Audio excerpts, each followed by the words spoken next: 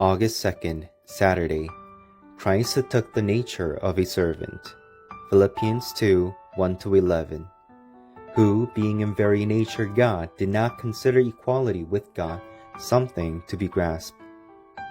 You must change hardships and sufferings into the greatest blessing.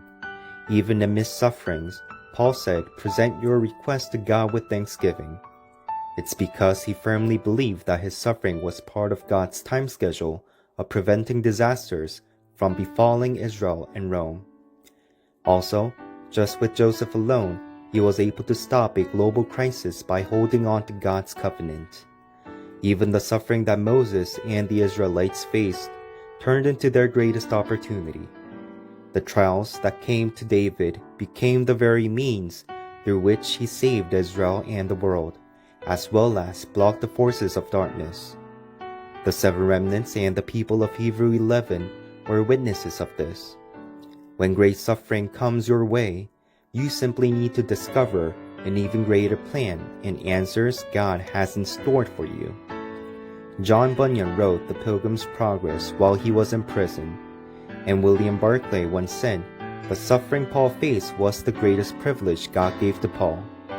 Charles Spurgeon even described it as, Rome and the prison were the ones in prison to Paul. 1. Christ who came as the solution of life and disasters.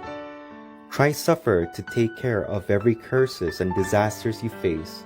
The moment you believe this fact, your destiny and direction in life will begin to change. 2. Christ who came as your Lord.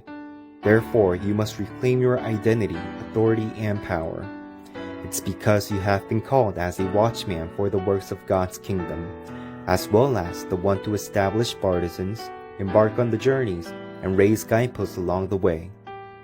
3. Christ who is the master of your life. Christ must be the one who leads your life. The resurrected Christ said, all authority in heaven and on earth has been given to me.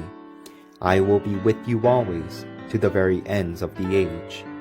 He also said, go into all the world and drive out demons in my name. God has called you to be a watchman who raises the partisans, relays the light along the journeys, and raises guideposts, which is the absolute partisan at the Mount of Olives.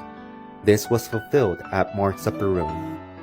For this, you must make a 24-25 and eternal resolution to heal poverty and illnesses. You must also make a 300% resolution to prepare yourself, the field, and for the future.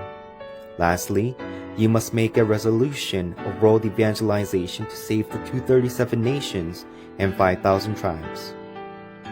Dear God, may today be the start.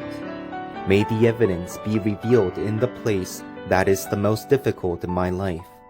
May my weaknesses be the place where your power is revealed. May my sufferings and hardships be the place your blessings are revealed. In Jesus Christ's name I pray. Amen.